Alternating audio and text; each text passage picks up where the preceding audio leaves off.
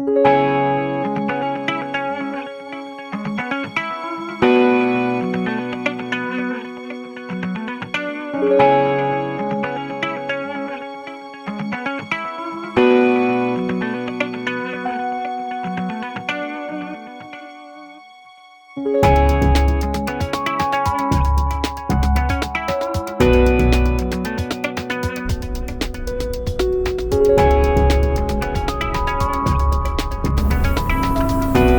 walking towards Lime Street Station, and if you haven't been here for a number of years, you'll probably notice that it looks very different these days.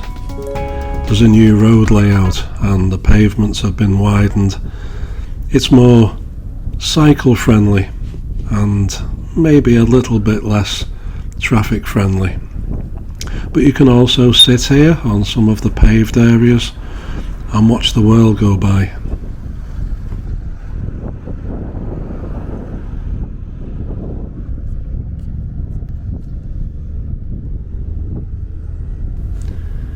Liverpool, like many major cities, has suffered a housing crisis over many years. I think Liverpool's dates back to the late 1800s when people flocked here to work. But we're going to look today at one of the remedies that was made in the 1930s.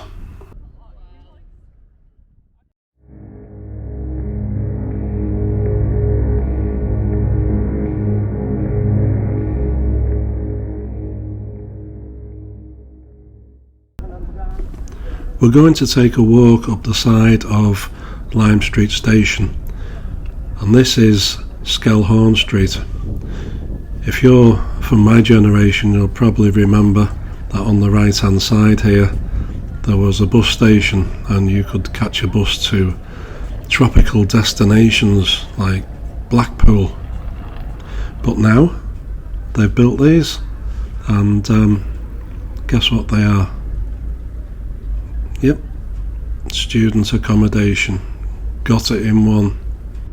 The answer to Liverpool's housing problem in the 1930s was to build buildings like these.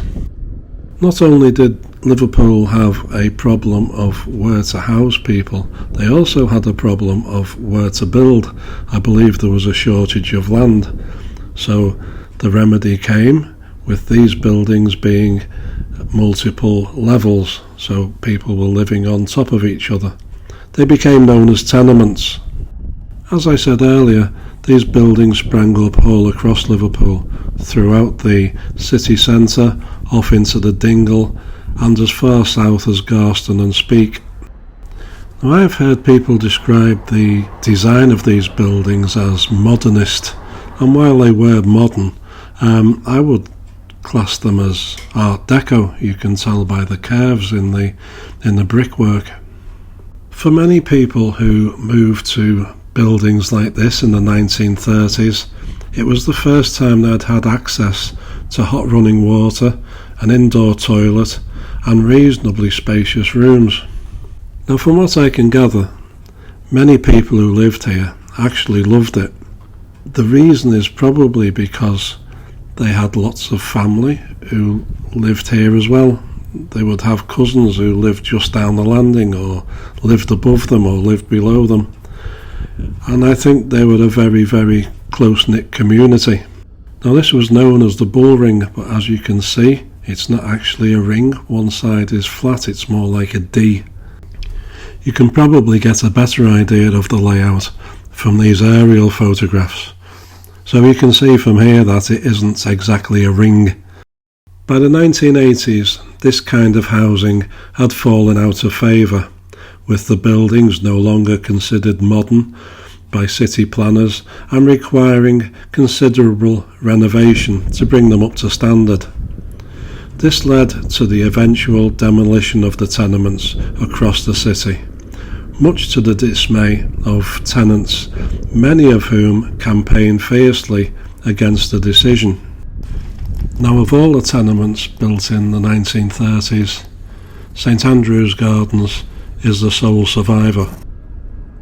Now in the 1970s, when I started work for John Collier's in London Road, I walked through St Andrew's Gardens a couple of times to get to Brownlow Hill and catch a bus home. It was very different back then because you could walk through one archway and come out the other end through the other archway. But now you need a password to get in, or a number, because guess what it is now? You're right, student accommodation. Strange, isn't it, that someone could renovate this building for students, but it wasn't deemed economically viable to do it up for the people who lived here. The cathedral looks pretty splendid today with a blue sky behind it. Nice to have some decent weather for a change. Thank you very much for watching, and we'll catch up soon.